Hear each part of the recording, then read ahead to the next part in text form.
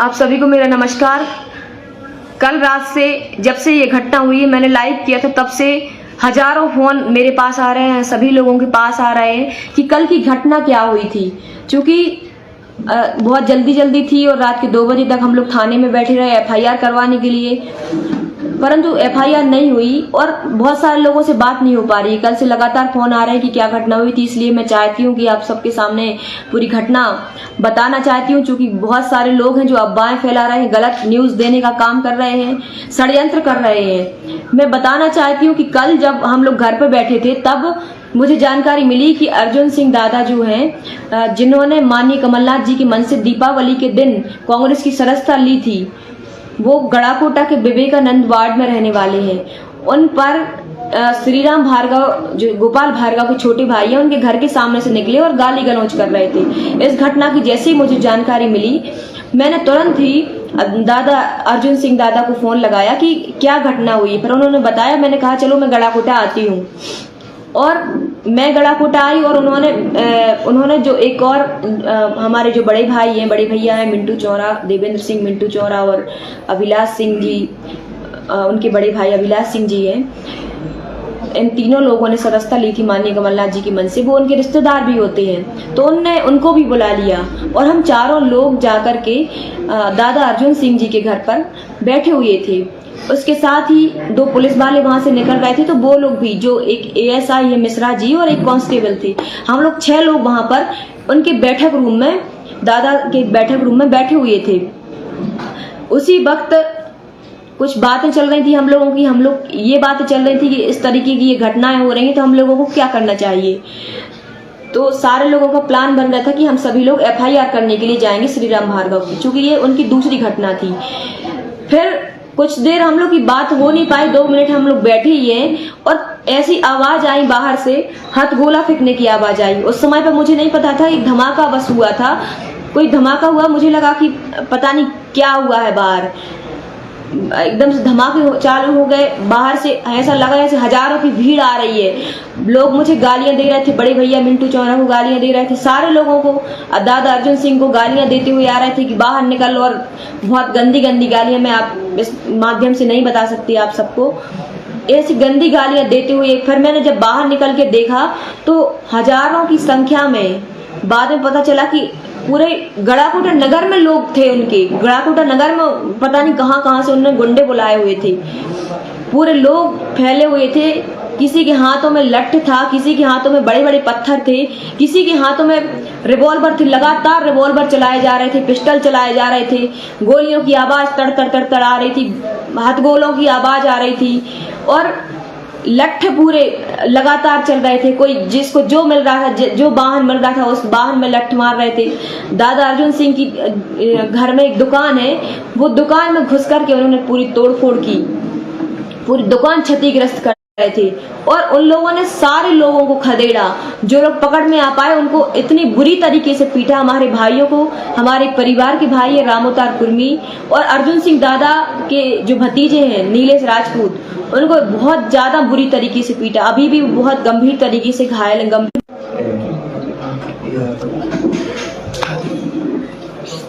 जैसे ही हमने उनको देखा कि इतने लठ लिए, पत्थर फेंक रहे हैं लोग, लठ चला रहे हैं, रिवॉल्वर से गोलियां लगातार फायरिंग कर रहे हैं, तड़ की आवाज आ रही है, बम हथगोलों की आवाज आ रही है। हम लोगों को समझ नहीं आ रहा कि क्या हो रहा है। हम लोग दिमाग काम करना बंद कर दिया। ये अप्रत्याशित घटना थी कि हम लोग केवल घर में बैठे हुए थे और इस तरीके की घटना हो जाना, ये क्या है। लोकतंत्र में इस चीज की कल्पना नहीं की जा सकती। जो कल घटना हुई, मैंने लाइव चलाया, सब लोगों ने देखा किस तरीके से हम लोगों पर क्या जानलेवा हमला किया गया।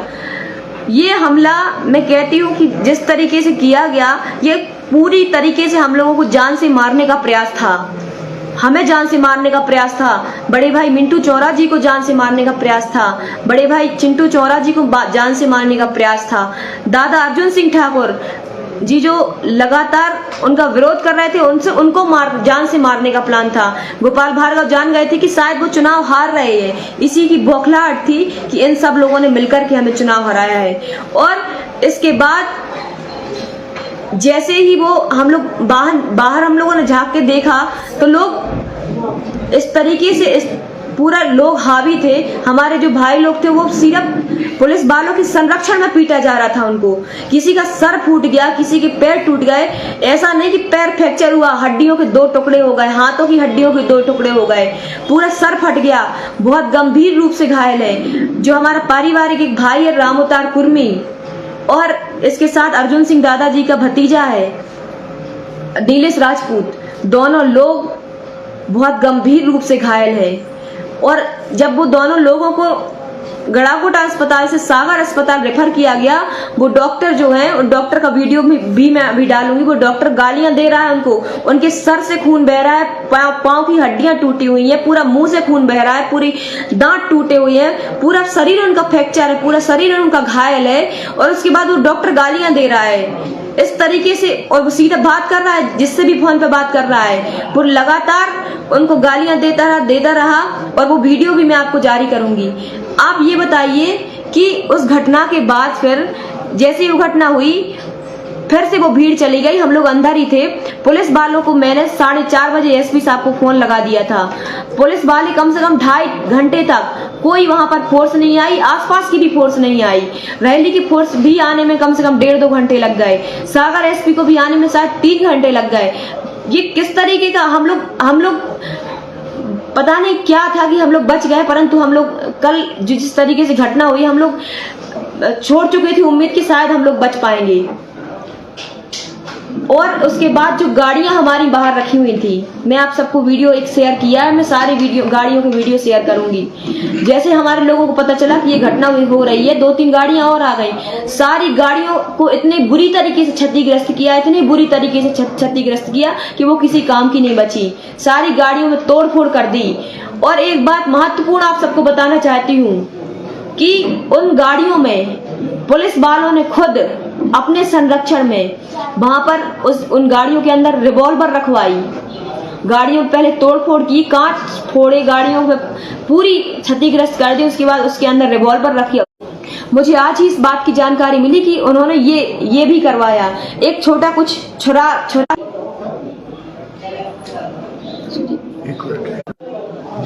एक छुरा और 2 पिस्टल और कुछ कारतूस उन गाड़ियों में रखवाए। और फिर हमारा जो बड़े भाई हैं मिंटू चौरा जी, उनका एक ड्राइवर था। वो ड्राइवर करीब 20 साल का था। उस ड्राइवर को जबरदस्ती करके, उसको मार के, पीट के, डरा के, धमका के उससे वो पिस्टल हाथ से उठवाई। और इसलिए उठवाई, मैं आप सबको बताना चाहती हूँ कि ये सब षड्यंत्र चल रहा है हमारे साथ। वो पिस्टल हाथ से उठवाई ताकि उसके फिंगरप्रिंट के निशान, वो 20 साल के लड़के, इसको वो इतना ज्यादा डराया धमकाया, पुलिस वालों ने डराया धमकाया कि ये पिस्टल उठाओ हाथ से और मुझे पकड़ के दो। और उस बच्चे को डरा के धमका के उसको लठ तक मारा। उससे पिस्टल उठवाई ताकि उसके फिंगरप्रिंट के निशान आ जाएं। इस तरीके से हम लोगों के साथ षड्यंत्र किया जा रहा है। इस तरीके से ये हम लोगों के साथ षड्यंत्र किया जा रहा है साथियों। और फिर जैसे ही 3-4 घंटे बाद जैसे एसपी साहब आए, एसपी साहब ने, हम लोग पुलिस प्रोटेक्शन में थाने तक गए, और पुलिस प्रोटेक्शन में थाने तक गए। कलेक्टर साहब, एसपी साहब वहां पर थे।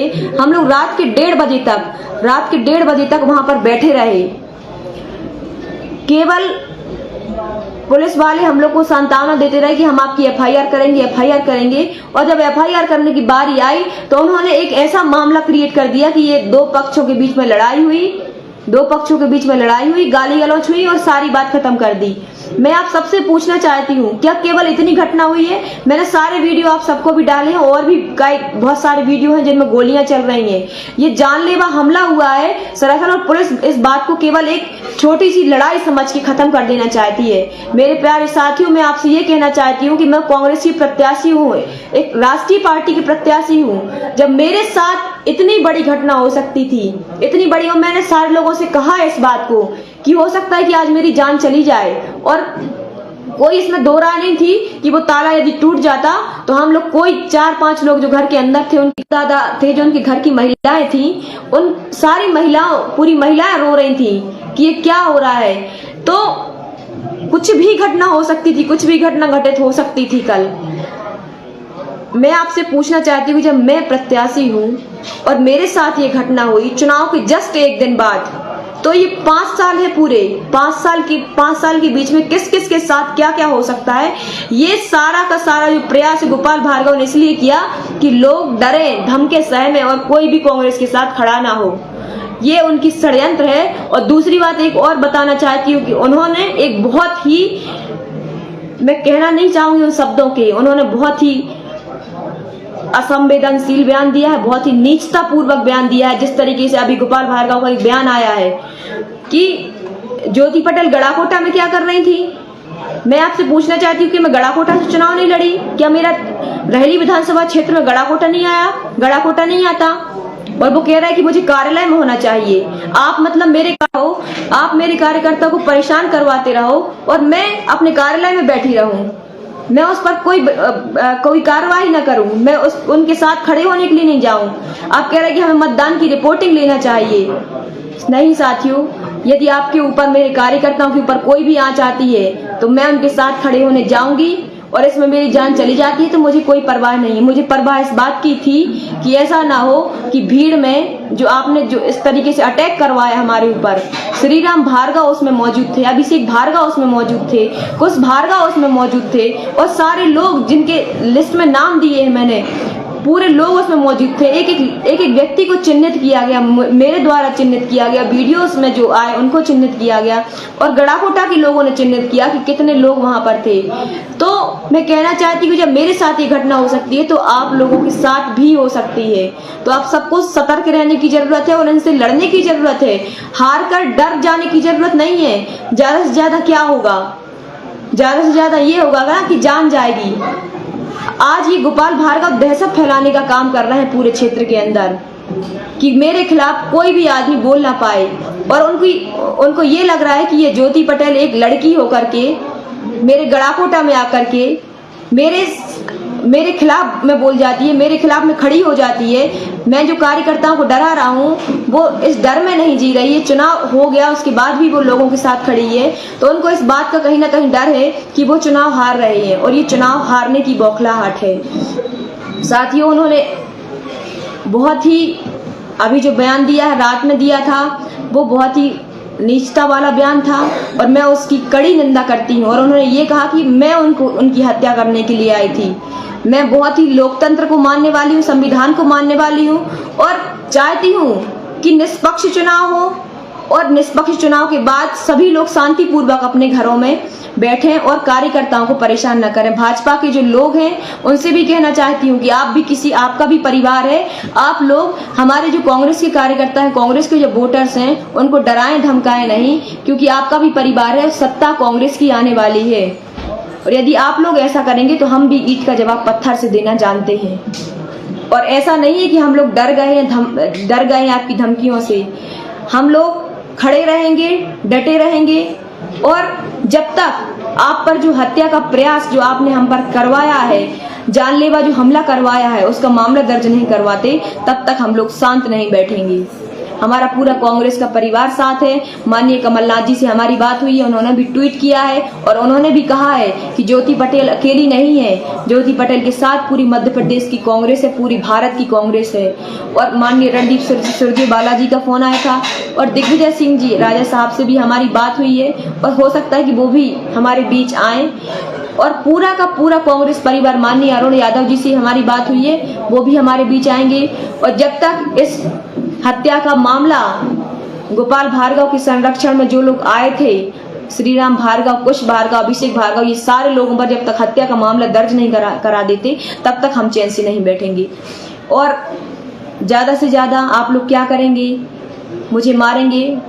मैं आज इस लाइव के माध्यम से भी कहना चाहती हूँ, यदि मेरी हत्या हो जाती, यदि मुझे ये लोग मार देते हैं कहीं भी, तो उसके जिम्मेदार गोपाल भार्गव रहेंगे। अवंती सेना संघ से जुड़कर सामाजिक कार्य करें। शोषित, पीड़ित, वंचितों की आवाज बुलंद करने अवंती सेना संघ से जरूर जुड़ें, अपना सहयोग प्रदान करें। पदाधिकारी बनने के लिए स्क्रीन पर दिए गए नंबरों पर संपर्क करें।